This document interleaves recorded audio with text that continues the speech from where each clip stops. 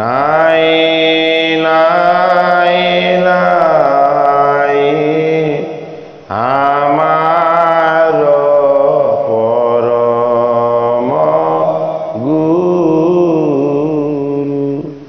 ৰাম আমাৰ পৰম গুৰু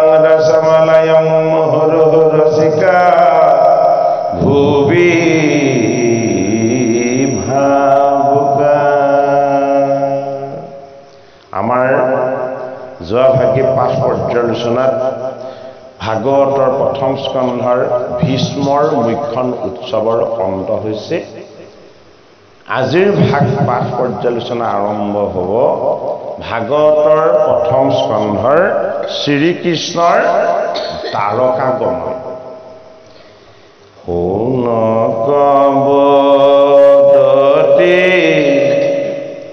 তুমি শুনিও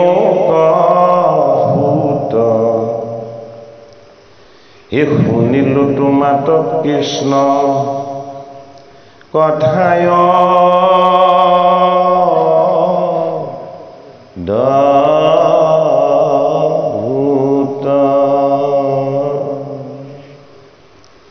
কৃষ্ণে কি কৰিলা যুদ্ধ সমাপি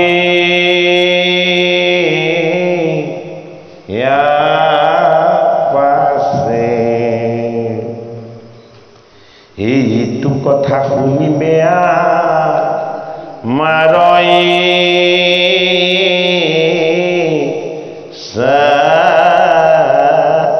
আছে এই ফুটনি গদতে দেখি হব না ভাৰত যুদ্ধক সাংগ কৰি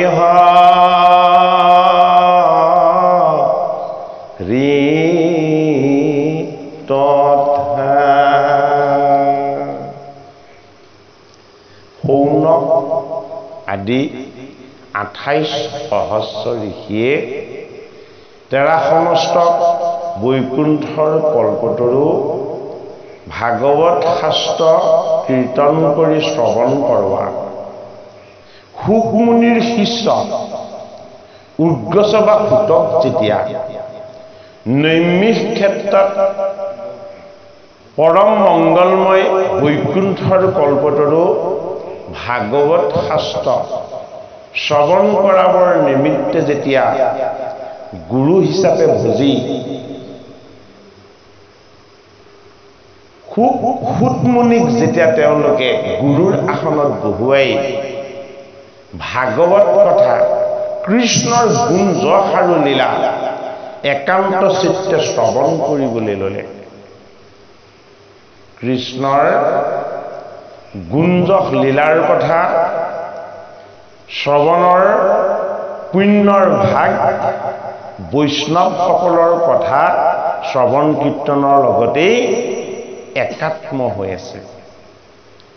সেইটো কাৰণে ক'লে যে আপুনি হে গুৰু সুত আমাক প্ৰথমতে বৈষ্ণৱৰ কথা কওক।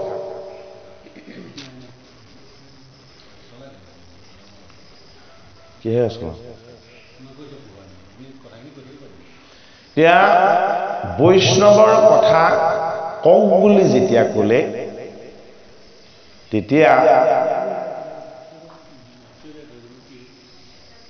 পৰীক্ষিত নৃপতিয়ে কিদৰে কেৱল 7 দিন ভাগৱত শ্ৰৱণ কৰি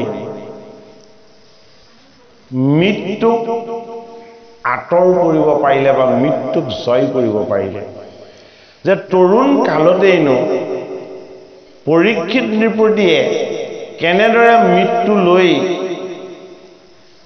মুখ্য সাধন কৰিব পাৰিলে এই পৰীক্ষিতৰ আমাক জন্মৰ বিষয়ে কওক। ভাগৱত শাস্ত্ৰ এনে এক শৃংখলাবদ্ধ নিয়ম নীতি আৰু আচৰণৰ মাজত ৰচনা হোৱা এক শাস্ত্ৰ য'ত পৰীক্ষিতৰ জন্মৰ বিষয়ে ক'বলৈ গৈ ভাগৱত শাস্ত্ৰ প্ৰণয়নৰ কাৰণে উদ্যোগ লোৱা ব্যাসৰ যি ভুল হৈছিল এই ভুলৰ সংশোধন দেৱঋষি নাৰদৰ কৃপাত ভাগৱত শাস্ত্ৰ প্ৰণয়ন কৰিবৰ কাৰণে বেদব্যাসে লাভ কৰা আজ্ঞা বেদব্যাসে যি ভুল কৰিছিলে কৃষ্ণৰ গুণ কীৰ্তনক ঢাকি অন্য কৰ্ম আৰু জ্ঞান মাৰ্গৰ পথবিলাক দেখুৱাই তাক সংশোধন কৰাই কৃষ্ণৰ শ্ৰৱণ কীৰ্তন ধৰ্মই যে সৰ্বশ্ৰেষ্ঠ তাক প্ৰতিপাদন কৰিবলৈ গৈ দেৱঋষি নাৰদে বেদব্যাসক জনাইছে যে মই হাতত বীণালৈ কৃষ্ণৰ গুণ কীৰ্তন কৰি যে সৰ্বদা আনন্দিত হৈ থাকো এয়া মোৰ এই জন্মৰ পুণ্যৰ ফল নহয়। মোৰ উপৰি জন্মৰ কথাখিনি তোমাক অকণমান মই কৈ দিওঁ তুমি শুনা। তেতিয়া বেদব্যাসক দেৱঋষি নাৰদে ব্ৰাহ্মণৰ গৃহত এটি শিশু হৈ জন্ম লৈ 4জন সন্ন্যাসীৰ মুখপদ্মে বাৰিষা কালত সৰ্বদা কৃষ্ণৰ গুণ কীৰ্তন শ্ৰৱণ কৰি কৃষ্ণ ভক্তিৰ মহিমা তেওঁ হৃদয়ত অনুভৱ কৰিছিল। 4জন সন্ন্যাসীয়ে যেতিয়া তেওঁলোকৰ গৃহধাম এৰি বিদায় ল'বৰ সময় হ'ল তেতিয়া এই শিশুৰূপী দেৱঋষি নাৰদে খুব কান্দিছিল যে হে গুৰুসৱ মইনো কেনেকৈ কৃষ্ণক ভকতি কৰিব লাগে আপোনালোকে মোক কিছু শিকাই থৈ যাওক। এতিয়া আমাৰ কম বয়স হৈ থাকিলে ভক্তিৰ কথা কিবা সুধিলে আমাৰ কি বুলি কয় তোৰ এইবোৰ কথা শুনিবৰ বয়স হোৱা নাই, এইবোৰ তই ডাঙৰ হ'লে শুনিবি। কিন্তু ভাগৱত শাস্ত্ৰৰ এটা শুদ্ধ বিচাৰ দেৱঋষি নাৰদক 4জন সন্ন্যাসীৰ পৰা ভাগৱত কথা শ্ৰৱণ কৰিবৰ নিমিত্তে যেতিয়া ইচ্ছা কৰিছিল তেতিয়া সেই সন্ন্যাসী 4জনে কিন্তু এবাৰো নক'লে যে তোমাৰ এতিয়াই এই ভক্তিৰ কথা ল'বৰ বয়স হোৱা নাই বুলি তেওঁলোকে কৃপা কৰি ঈশ্বৰ কৃষ্ণৰ ভক্তি মাৰ্গৰ কথাখিনি দেখুৱালে আৰু দেৱঋষি নাৰদে মাতৃৰ অকাল বিয়োগৰ পাছত অৰণ্যলৈ গৈ গুৰুৱে দেখুওৱা পন্থা অনুসৰি যেতিয়া হৰিক চিন্তন কৰিলে তেতিয়া কি হ'ল হৃদয়তে ঈশ্বৰ দৰ্শন পালে পুনৰবাৰ তেওঁ আকৌ ঈশ্বৰক চাবলৈ বিচাৰিলে যেতিয়া দৰ্শন নাপালে তেতিয়া আকাশবাণী হ'ল যে এই জন্মত তুমি মোক আকৌ দেখা নাপাবা তুমি এই ভূপতিৰ বলত ইয়াৰ পাছৰবাৰ যেতিয়া তুমি জন্ম হবা তোমাৰ কোনো হ'ব পাৰিষদী তনু অৰ্থাৎ পাৰিষদ মানেই যিজনে বৈকুণ্ঠপতিৰ লগত সদায় থাকিবলৈ পায় যিজনে ইচ্ছা কৰিলে বৈকুণ্ঠপতিৰ চৰণ দৰ্শন পায় তেনে পাৰিষদী তনু পাই দেৱঋষি নাৰদে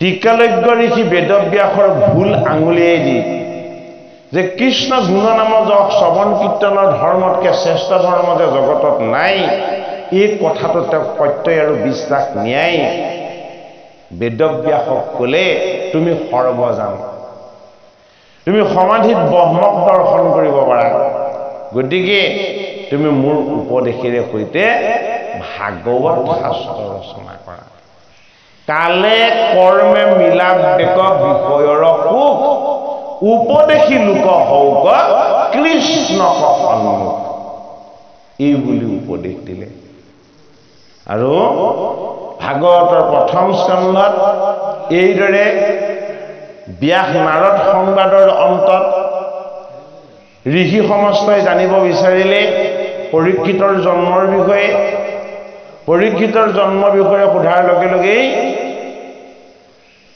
আহি গ'ল অশ্বস্থামাৰ শিৰোমণিকা কুন্তীৰ স্তৱ ভীষ্মৰ মুখ্য উৎসৱ আৰু এই লীলাৰ এক তত্ত্ব হিচাপে এজন পৰম বৈষ্ণৱক মুখ্য দান দিয়াটো ভগৱান কৃষ্ণৰ কৰ্ম কৃষ্ণৰ ব্যতিৰেকে কোনেও মুখ্য দিব নোৱাৰে গতিকে এজনক মুখ্য দিলেই সেই উপায়েৰে সহস্ৰ সহস্ৰজনে জীৱনত মুখ্য সুখৰ আনন্দ লাভ কৰিব পাৰিব ভাগৱত শাস্ত্ৰত সেই ব্যৱস্থাটো দেখুৱাই দেহৰ তত্ত্বতেই বিৰাজমান হৈ দেখুওৱা দ্বাৰকাৰূপী দেহৰ তত্ত্বতেই যেন তেন প্ৰকাশ হৈ থকা পৰমাত্মা পৰমেশ্বৰ যিজনে যুদ্ধক্ষেত্ৰত সমস্ত সৈন্যৰ লগত আত্মাৰূপত হিহিকেশ ৰূপত প্ৰকট হৈছিলে যিজন কৌৰৱ পক্ষত যিদৰে আছিলে পাণ্ডৱ পক্ষতো সেইদৰেই আছিলে এই সমস্ত ঈশ্বৰ তত্ত্বৰ ভক্তিৰ ৰহস্যক তেওঁ এইবাৰ ঢাকি তেওঁ আকৌ এক বেলেগ তত্ত্বত যাব বিচাৰিছে সেই তত্ত্বৰ নাম হ'ল কৃষ্ণৰ দ্বাৰকাগমন সৌনকাদি ঋষিসকলে কৈছে যে হে আমাৰ গুৰু ভগৱান সুত কৃষ্ণৰ কথা কেৱল আপোনাৰ মুখেদিহে আমি শুনিবলৈ পালো এনে অমৃতময় কৃষ্ণৰ কথা শ্ৰৱণ কৰি আমাৰ মন প্ৰাণ আৰু হৃদয় পবিত্ৰ হৈছে গতিকে আমি আপোনাৰ পৰা কৃষ্ণৰ লীলা আৰু পান কৰিব বিচাৰো এতিয়া এই কৃষ্ণ লীলাৰ কুৰুক্ষেত্ৰৰ যুদ্ধৰ সমাপ্তি পিতামহ ভীষ্মৰ মুখ্যন কুন্তীৰ স্তৱ অশ্বস্থামাৰ শিৰোমণিকাত পৰীক্ষিতক গৰ্ভত ভগৱন্ত কৃষ্ণৰ চতুৰ্ভুজ ৰূপেৰে দৰ্শন ইমানখিনি লীলা কৰাৰ পাছত এইবাৰ ভগৱান কৃষ্ণৰ এক আনন্দময় লীলা বোলে কি মই আকৌ দ্বাৰকালৈ যাওঁ ঈদ যুধিষ্ঠিৰ নিপতিৰ বহায়া উৎসৱ এটা সম্বাৰ প্ৰীতি খাধি বঞ্চিলা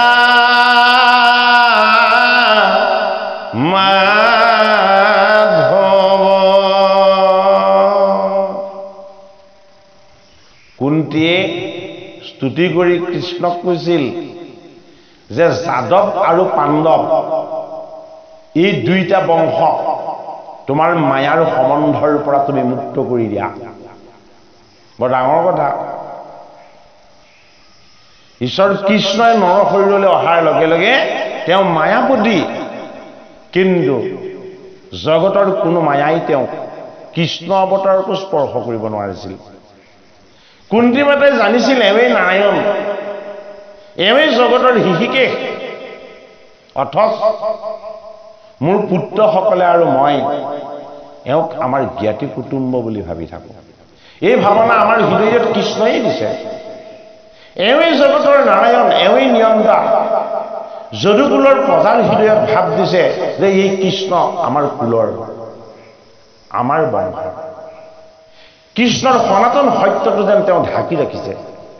সেইটো কাৰণে কুন্তি মাতাই কৈছে, তুমি যাদৱ আৰু পাণ্ডৱ এই দুই বংশৰ যি মায়াৰ সম্বন্ধ তুমি ৰচনা কৰিছা, এই মায়াৰ সম্বন্ধটো তুমি মুক্ত কৰি তোমাৰ যি ঈশ্বৰ সম্বন্ধ, এই ঈশ্বৰ সম্বন্ধটো তুমি প্ৰকট কৰি দেখুওৱা।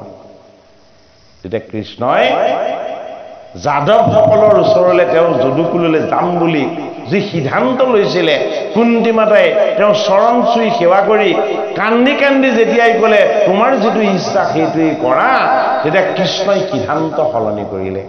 অৰ্থাৎ ভকত বৎসল ভগৱানে ভকতৰ ভক্তিত সন্তুষ্ট হৈ তেওঁৰ লগতেই থকাটো কামনা কৰে। তাকো ভাগৱতৰ প্ৰথম স্কন্ধত আমাক দেখুৱালে। আকৌ এইবাৰ যুধিষ্ঠিৰৰ ৰাজ্যত কেইমাহমান থাকি কৃষ্ণই ভকতক প্ৰীতি সাধন কৰাই এইবাৰ তেওঁ পুনৰ ইচ্ছা কৰিছে নিজৰ কুলটোৰ ওচৰলৈ, বংশৰ ওচৰলৈ, 16,100 অষ্ট মহিয়সী ভাৰ্যাৰ ওচৰলৈ তেওঁ যাবৰ কাৰণে এইবাৰ তেওঁ উদ্যোগ লৈছে। এই কোটিখণ্ডৰ পথু কৰি এই কৃষ্ণ পাৱে চিত্ত দিয়া বংশীলন্ত কাল, এ পুত্ৰৱতে পজা কক ৰীলা প্ৰতিপাল, এ কোটিকণ্ডৰ পথু কৰি ৰূপৰ সম্প্ৰতি, এ দৈক্ষিকত নাৰীৰ বীজ ময় ভৈলমতী, অদ্ভুতি পুৰণ দেৰ যেন এ থাকিলা নিপতি, এ দ্বাৰকা কজাইবা কৃষ নৰ ভৈলমতী। কৃষ্ণৰ চৰণত চিত দি, চিত মানে আত্মা, মন। কি হল? ধৰ্মৰাজ যুধিষ্ঠিৰে ৰজাৰ আসনত বহি ই প্ৰজাসকলক ধৰ্মমতে প্ৰতিপালন কৰিলে। ধৰ্মৰাজৰ ধৰ্মৰাজ্য পালনৰ তত্ত্ব এটা বাহ্যিকমুখী, এটা অন্তৰ্মুখী। আমি দুইটা তত্ত্বই চাব লাগিব। এই দেহটো হল কি? এই দেহটো হল এটা মায়া। আমাৰ দেহটো হল এটা মায়া। আমাৰ দেহটো কি? আমাৰ দেহটো হল এটা সজা। সেইটো কাৰণে এই দেহটো কি? এই দেহটো হল অপৰা প্ৰকৃতি। এই অপৰা প্ৰকৃতিৰ দেহটোৰ লগত ধৰ্ম ৰূপত ধাৰণ কৰা শক্তি কোন? আত্মা, ঈশ্বৰ। এই দেহটোক ধৰি আছে। দেহটোক আত্মা ঈশ্বৰে অকলে ধৰি থকা নাই। আত্মা ঈশ্বৰৰ অংশ, যাৰ মৃত্যু নাই, কেৱল গতি আৰু সংস্কাৰ আছে, যাক কোৱা হয় পৰা প্ৰকৃতি। এই পৰা প্ৰকৃতি হল জীৱ। অৰ্থাৎ জীৱ আৰু দেহ, এই দুইটাক একলগ কৰি কোৱা হয় জীৱ আত্মা। এই জীৱ আৰু আত্মা দুইটাক ধাৰণ কৰি ধৰি ৰখা যিটো তত্ত্ব, এই তত্ত্বটোৰ নাম হল যম। সেইটো কাৰণে যমক কি বুলি কোৱা হয়? যমক কোৱা হয় ধৰ্ম ৰজা। ভাগৱতৰ 6ষ্ঠ স্কন্ধত এইটো কাৰণে অজামিল উপাখ্যান ওলাব আৰু তেতিয়া যম আৰু যমদূতৰ কথোপকথন আমাক দিব। বৈকুণ্ঠৰ কল্পতৰু ভাগৱত শাস্ত্ৰত কৃষ্ণৰ গুণ কীৰ্তনৰ আনন্দময় কথাৰ মাজত এজন বৈষ্ণৱ হ'ল যম। এই যমৰ চৰিত্ৰ আৰু তত্ত্ব কথা আমাক ভাগৱতত কিয় দিছে আমি বুজিব লাগিব। যম ধৰ্ম, এই ধৰ্মৰ তেওঁক ৰজা পতা হৈছে। গতিকে আমাৰ লগতো ধৰ্মৰূপেৰে যুধিষ্ঠিৰ, ধৰ্মৰূপেৰে যম, ধৰ্মৰূপেৰে ঈশ্বৰৰ আমাক ধাৰণ কৰি ৰাখিব পৰাৰ শক্তি আৰু সামৰ্থ্য। যিদৰে ধৰ্মই কেতিয়াও অধৰ্মৰ আশ্ৰয় নলয়, যিদৰে ধৰ্মই কেতিয়াও অন্যায়ৰ উপদেশ নিদিয়ে, যিদৰে ধৰ্মই সদায় ন্যায় নীতি আৰু সদাচাৰ সৰ্বদা ধাৰণ কৰে, সেই তত্ত্বকে প্ৰকাশ কৰিছে মাতৃ কুন্তীৰ জ্যেষ্ঠ পুত্ৰ, যাৰ নাম হ'ল ধৰ্মৰাজ যুধিষ্ঠিৰ। আমাক ধাৰণ কৰি ৰখা ধৰ্মৰূপী যম, এই যমৰূপী ধৰ্ম আমাৰ পৰা প্ৰকৃতিৰূপী আমাৰ দেহ, অপৰা প্ৰকৃতিৰূপী জীৱ, এইবিলাক যদি কেনেবাকে চঞ্চলো হৈছে, আমাক ধাৰণ কৰা আত্মাৰূপী শক্তি কেতিয়াও চঞ্চল নহয়, কেতিয়াও অস্থিৰ নহয়। ই জন্মৰ আগতেই আমাক আহি যি ধাৰণ কৰিলে, মৃত্যুৰ পাছত সি আকৌ নিজৰ স্থানলৈ যাব। এই ধাৰণ কৰা শক্তিক সি ত্যাগ কৰি, সেইটো কাৰণে আমাৰ লগত ধৰ্ম যুধিষ্ঠিৰ হৈ, ধীৰ স্থিৰ হৈ, আত্মাৰ শক্তি হৈ, ঈশ্বৰৰ তত্ত্ব হৈ, জন্মৰ পৰা মৃত্যুলৈকে থাকে কি হয়, আমাৰ জীৱনৰ আয়ু ৰেখা হয়। সেইটো কাৰণে জীৱনৰ আয়ু ৰেখাডালক কোৱা হয় যম বুলি, ধৰ্ম ৰজা বুলি, কুন্তীৰ জ্যেষ্ঠ তনয় বুলি, ধৰ্মৰাজ ধীৰ বুলি। সেইটো কাৰণে আমাক ধাৰণ কৰা ধৰ্মৰ শক্তি কোনোদিন অস্থিৰ নহয়। এই ধৰ্মকে সদায় প্ৰতিষ্ঠা কৰে, ধৰ্মৰ পথক প্ৰদৰ্শন কৰে। শুদ্ধ ধৰ্ম কি সমস্ত লোকক তাৰ জ্ঞান দিয়ে কোনে? যোগেশ্বৰ কৃষ্ণই। এই কৃষ্ণ কেৱল দেহত নহয়, কেৱল প্ৰকৃতিত নহয়, এই বায়ু যমদগ্নি বৰুণ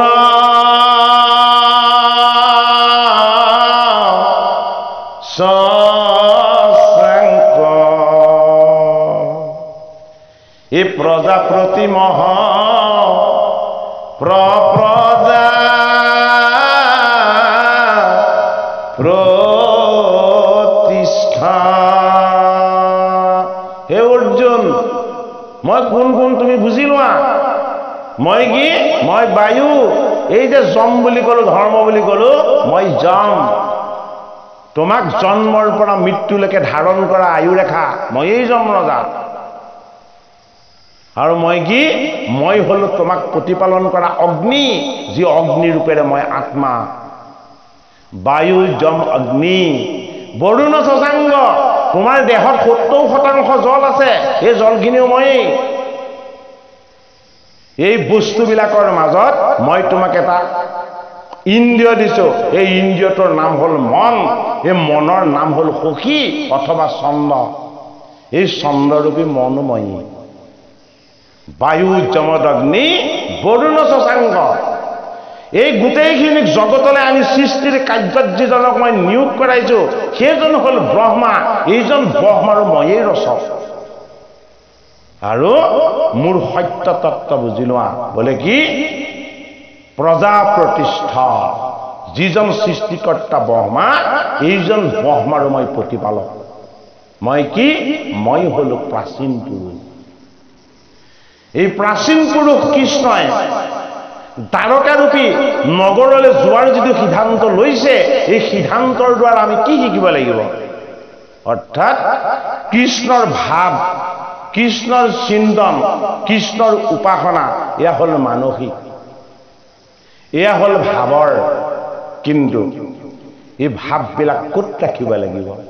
এই ভাৱবিলাক ৰাখিব লাগিব দ্বাৰকা নগৰত, য'ত কৃষ্ণই 16,100 অষ্টমহিষীৰ লগত লীলা কৰি আছে। সেইটো কাৰণে এই দ্বাৰকা কি? এই দ্বাৰকা হ'ল আমাৰ দেহ। এই দেহ নগৰখনেই হ'ল দ্বাৰকা। প্ৰশ্নও হ'ব পাৰে, যদি আমাৰ দেহেই দ্বাৰকা হয়, আমাৰ দেহটো স্থলতহে আছে, জলত নাই। কিন্তু কৃষ্ণইতো দ্বাৰকা নগৰ নিৰ্মাণ কৰিছিলে সমুদ্ৰৰ মাজত। দেহটো পৃথিৱীত নাই, আমাৰ দেহটো পৃথিৱীত আশ্ৰয় লৈ আছে, কিন্তু পৃথিৱীখনক চলাই থকা শক্তি ভগৱন্তৰ মায়া শক্তি। এই মায়া শক্তিটোৰ নাম হ'ল ভৱজল। এই ভৱজল ৰূপী সমুদ্ৰত দেহাৰূপী দ্বাৰকা প্ৰতিষ্ঠা কৰি থৈছে বাসুদেৱ কৃষ্ণই। সেইটো কাৰণে ঋষি সমাজক কৈছে, তোমালোকে যিটো দেহৰ স্বৰ্গ সুখৰ কাৰণে তোমালোকে যজ্ঞ কৰিছিলা, এই দেহৰূপী দ্বাৰকাতেই কেনেদৰে কৃষ্ণই আনন্দেৰে ক্ৰীড়া কৰি আছে, তোমালোকে এবাৰ উপলব্ধি কৰা। কৃষ্ণৰ স্বৰূপ উপলব্ধি, কৃষ্ণৰ দ্বাৰকা যাত্ৰাৰ এয়া হ'ল এক উদ্দেশ্য আৰু লক্ষ্য।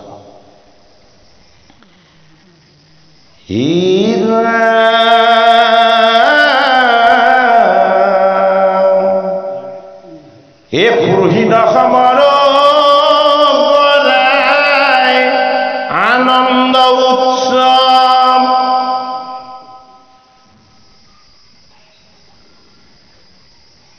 এ পুৰোহিত সমৰ আনন্দ উদয়, এ হস্তিনাপুৰত বংশী, এ মাস কতিপয়, এ যুধিষ্ঠিৰ নিপতিত মাঘিয়া মেলানি, হে কুন্তীকো কৰিলা শান্ত, হে বুলি প্ৰিয় বাণী।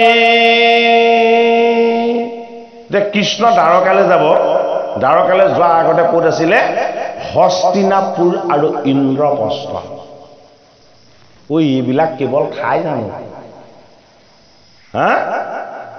ভাগৱত আৰু মহাভাৰতত যিটো কৈছে সেইটো আগতেও আছিলে, এতিয়াও থাকিব আৰু ভৱিষ্যতেও থাকিব। কিয়? এয়া সনাতন কথা, এয়া সত্য কথা, এয়া প্ৰতীক ৰূপত প্ৰতিষ্ঠিত। সেইটো কাৰণে এই কথাৰ কেতিয়াও বিনাশ নহয়।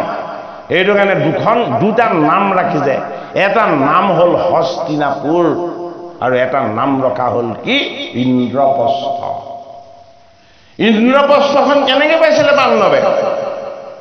ইন্দ্ৰপ্ৰস্থ পাণ্ডৱে পাইছিলে অৰ্জুনে খাণ্ডৱ বনখন দহন কৰি যেতিয়া ইন্দ্ৰ দেৱতাক সন্তুষ্ট কৰিছিলে, অগ্নি দেৱতাক সন্তুষ্ট কৰিছিলে, আৰু অগ্নি দেৱতাই অৰ্জুনৰ প্ৰতি সন্তুষ্ট হৈ ইন্দ্ৰপ্ৰস্থ ৰাজ্যখন দান কৰিছিলে। আৰু দান কৰিছিলে কি? মই তোমাক এখন ৰথ দিম, তুমি যে মোক এই খাণ্ডৱ বনখন দহন কৰি মোৰ যে প্ৰীতি সাধন কৰি দিলা। আৰু এই ৰথখনৰ নামটো কি আছিলে? এই ৰথখনৰ নাম আছিলে কপিধ্বজ। এই কপিধ্বজ ৰথহে পৰিচালনা কৰিছিলে বাসুদেৱ কৃষ্ণই। এই কপিধ্বজ ৰথৰ চূড়াটোত কি আছিলে? কপিধ্বজ ৰথৰ শীৰ্ষ চূড়াত ভগৱান কৃষ্ণৰ শিৰত থাকে শিৰোৰত্ন। ভকত ভ্ৰমণ কৰা সেই ৰথখন কৃষ্ণই চলাব, আৰু এই কৃষ্ণই চলোৱা এই ৰথখন কিমান মহিমাযুক্ত হ'ব। সেইটো কাৰণে সেই ৰথখনৰ চূড়াত কি প্ৰতিষ্ঠা কৰা হৈছিলে? হাতত এখন পতাকা লৈ দুৰন্ত গতিত যাত্ৰা কৰি থকা এজন ভকতৰ চিত্ৰ, যিজনৰ নাম হ'ল হনুমান।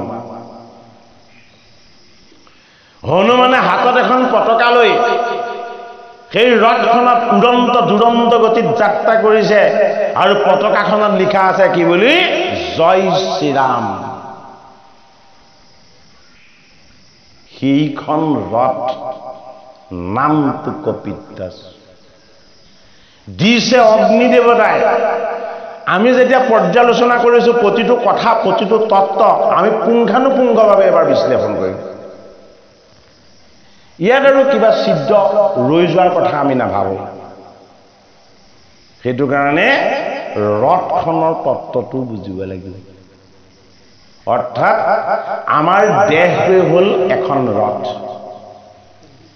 এই দেহ ৰথক যি চলাইছে সেয়া হ'ল আত্মা কৃষ্ণ। এই আত্মা কৃষ্ণই চলোৱা এই ৰথখন আমি দেহ ৰূপত যে পাইছো, এই দেহ ৰূপত থকা এই তত্ত্বটো কেৱল হৰি ভক্তিৰ কাৰণে এটা দিয়া সুযোগ। এই হৰি ভক্তিৰ কাৰণে যি সুযোগ দিলে, এই সুযোগৰ এটা প্ৰমাণ কোন? হনুমন্ত। এই ভালুক বানৰ এ ৰাক্ষস তৰিল, হে ৰামক কৰি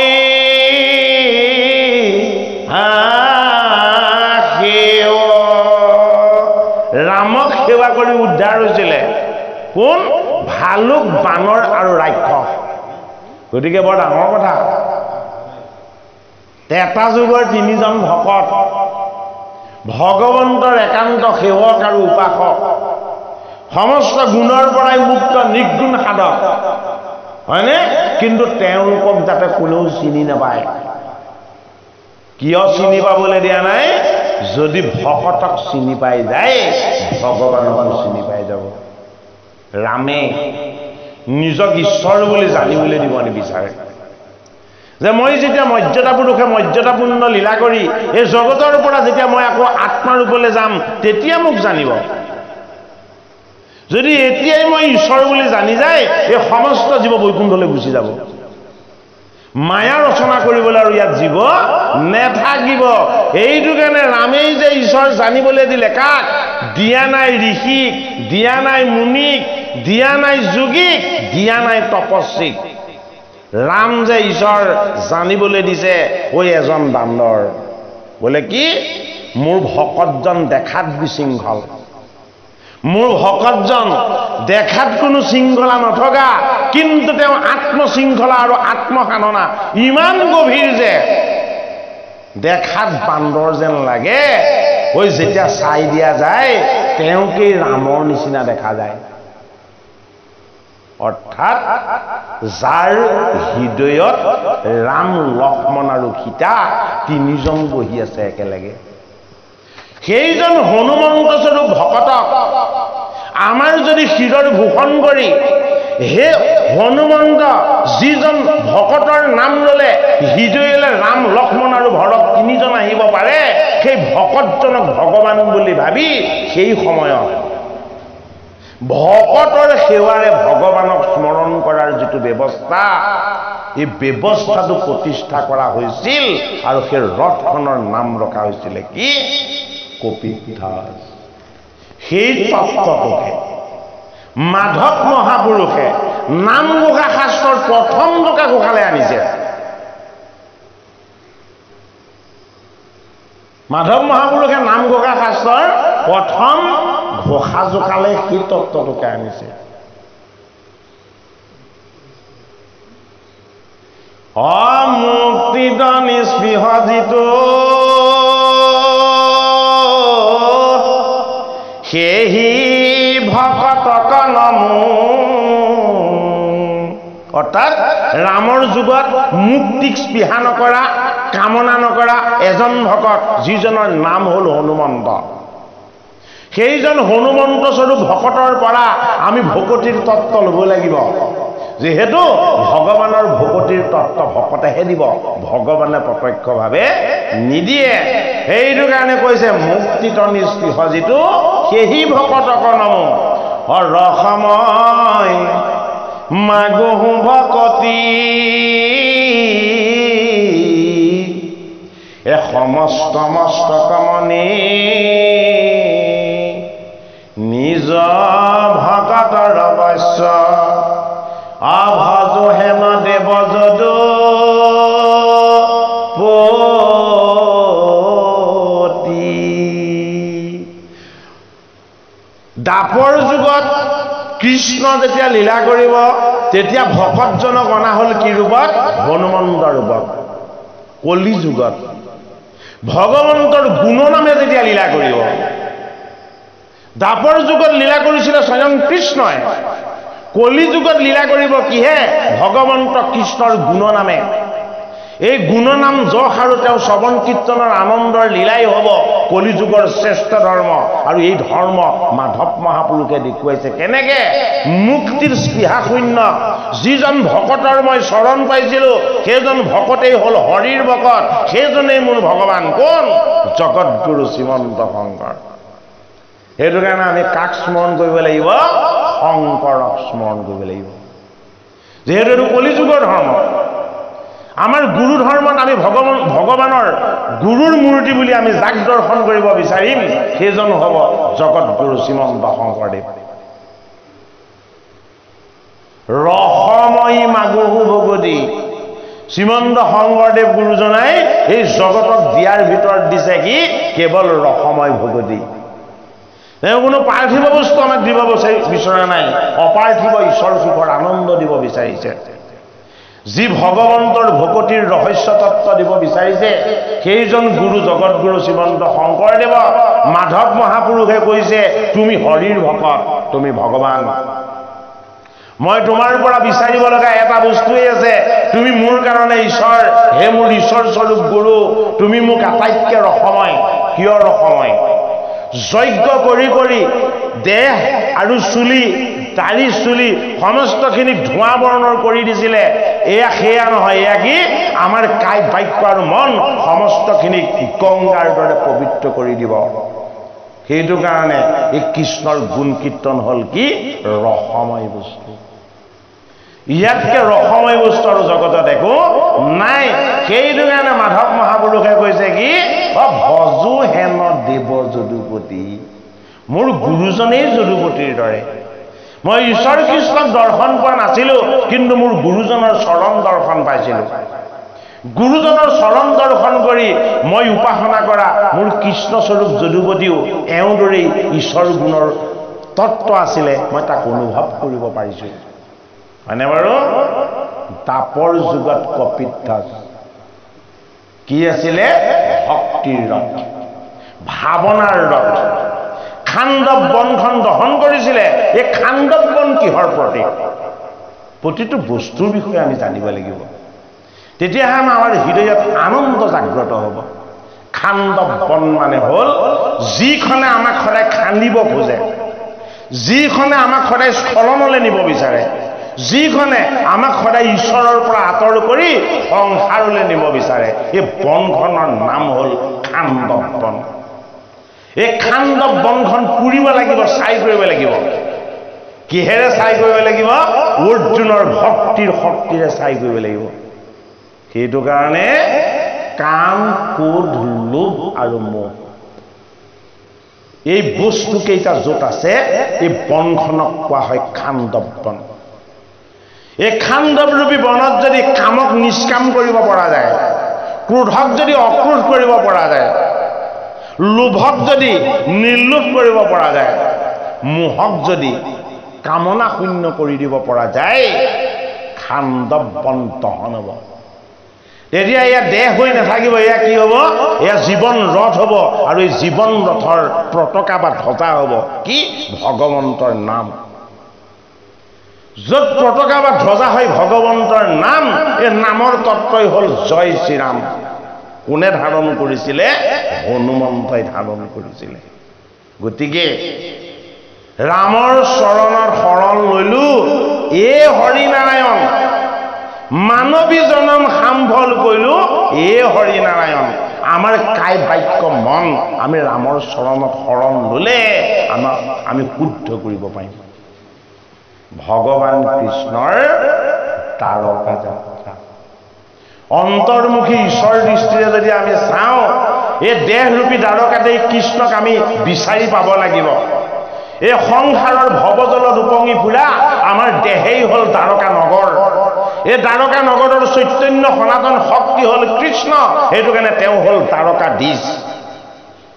এই দ্বাৰকাধীশক কেন্দ্ৰ কৰি আমাৰ কায় বাক্য মনৰ হাজাৰ হাজাৰ বৃত্তি সদায় তাত ধাৱমান হয়। এই বৃত্তিবিলাকৰ নাম হ'ল কৃষ্ণৰ ভজা। এই বৃত্তিৰ সীমা সংখ্যা নাই। বোলে কিয়? আমাৰ মনলৈ 24 ঘণ্টাত 1200ৰ পৰা 65,000 ভাৱনা আহিব পাৰে। সেইটো কাৰণে কৃষ্ণৰ ভাৰ্যা সংখ্যা কিমান দেখুৱাইছে 16,108 গৰাকী 6 একে 7 7 একে 8 8 8 16 অংক কেইটাৰ মুঠ যোগফলটো হয় কিমান 16 আৰু ভগৱান কৃষ্ণৰ 8টা তত্ত্ব প্ৰকৃতিত 8টা তত্ত্ব পুৰুষত মুঠ পৰিমাণ হল 16 ভগৱান কৃষ্ণ দৈৱকীৰ অষ্টম পুত্ৰ আৰু ভকত ৰূপেৰে ভীষ্ম গংগাৰ অষ্টম পুত্ৰ ভকতৰ 8 ভগৱানৰ 8 মুঠ তত্ত্ব 16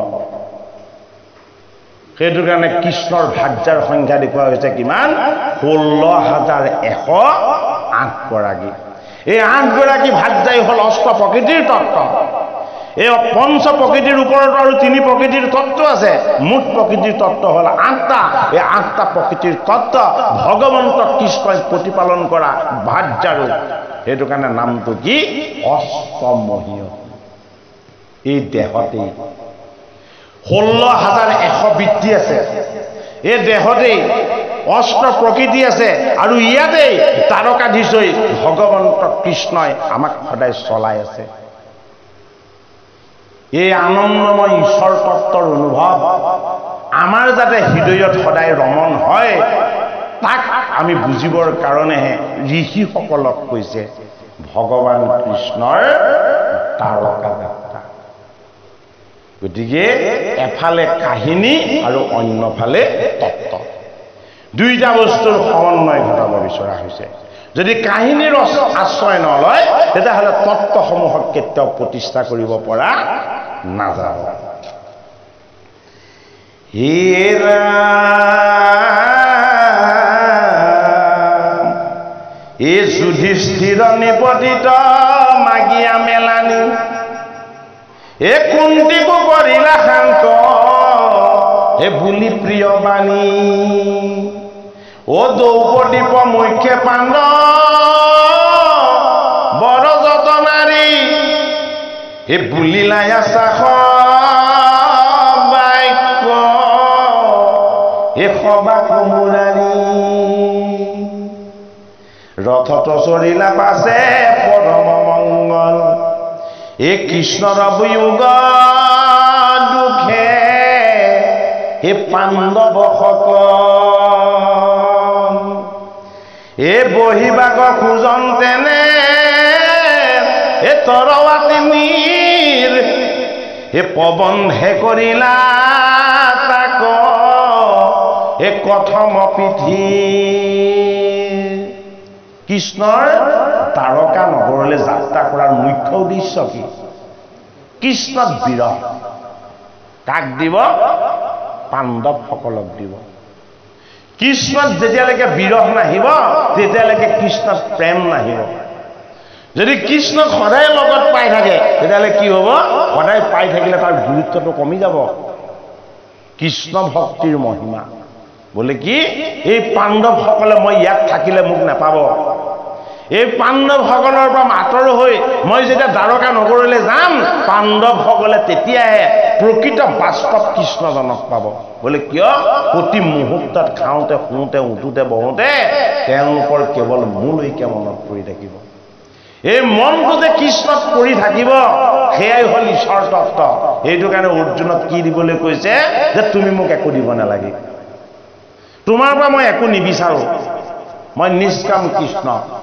কিন্তু এটা বস্তু তুমি মোক দিব পাৰা কি দিব পাৰা তোমাৰ মনটো যদি কৃষ্ণক দিবলৈ হয় কৃষ্ণ ক'ত থাকিব লাগিব ইন্দ্ৰপ্ৰস্থ হস্তিনাপুৰত থাকিব নালাগিব ক'ত থাকিব লাগিব তাৰকাত থাকিব লাগিব দ্বাৰকা মানে তোমাৰ পৰা দূৰত কিন্তু তুমি ভাৱ আৰু ভক্তি চিন্তন আৰু উপাসনাৰে তুমি মোক তোমাৰ হৃদয়লৈ আনিব তেতিয়াহে পাৰিবা মন মনা ভাবামাদ ভক্তা মদিউজি মাম নমস্কুৰু মাম এব বৈশ্বচিয়ুক্তা বানম আত্মনম মৎপৰায়ণ মন্মনা ভৱ মদ্ভুক্তা। হে অৰ্জুন, তোমাৰ মনটো তুমি মোক দিয়া, তোমাৰ মনটো কেৱল মোতে দি তুমি মোক পূজা কৰা, তুমি মোক স্তুতি কৰা, তুমি মোক উপাসনা কৰা, তোমাৰ মনেৰে কেৱল তুমি মোৰ চৰণ ভিক্ষা কৰা। বোলে কি হ'ব? মই তোমাৰ হৈ যাম, তুমি মোক পাই যাবা। মোক পোৱাৰ ইয়াতকৈ ডাঙৰ উপায় বেলেগ তোমাৰ কাৰণে নাই। এইটো কাৰণে মন প্ৰাণ সকলো যাতে পাণ্ডৱসকলে কৃষ্ণক দি দিয়ে, সেইটো কাৰণে কৃষ্ণ এতিয়া কি কৰিছে? মই দেহৰ তত্ত্বৰ পৰা এইবাৰ মই ঈশ্বৰ তত্ত্বলৈ গমন কৰিম। এই ঈশ্বৰ তত্ত্বই প্ৰতিষ্ঠা কৰিছে সমুদ্ৰৰ মাজত দ্বাৰকাৰ নগৰ। এই দ্বাৰকা নগৰলৈ যাত্ৰা কৰিম। কিন্তু হে পাণ্ডৱ, যেতিয়াই মোক স্মৰণ কৰিবা মই তেতিয়াই তোমালোকৰ লগত থাকিম, কিন্তু মোক নেদেখিবা। মোক নেদেখি যেতিয়া তোমালোকে হাহাকাৰ কৰিবা, মোৰ ৰূপটো তোমালোকৰ সন্মুখলৈ আনিবা।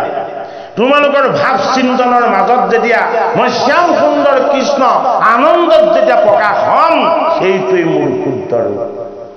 ভাগৱতৰ প্ৰথম স্কন্ধত কৃষ্ণৰ দ্বাৰকা যাত্ৰাৰ যোগেদি পাণ্ডৱসকলৰ হৃদয়ত কৃষ্ণৰ যি প্ৰেম, সপেম ভকতি, এই সপেম ভকতি বা অনুৰাগ জাগ্ৰত কৰিব বিচৰা হৈছে ঋষি সমাজেও।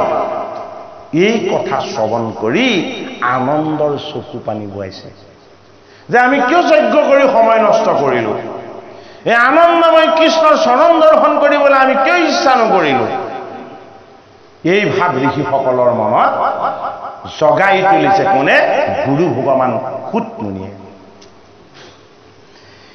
হে কৃষ্ণ ৰথত চৰিলা পাছে হে পৰম মংগল, হে কৃষ্ণৰ বিয়োগ দুখে পাণ্ডৱসকল,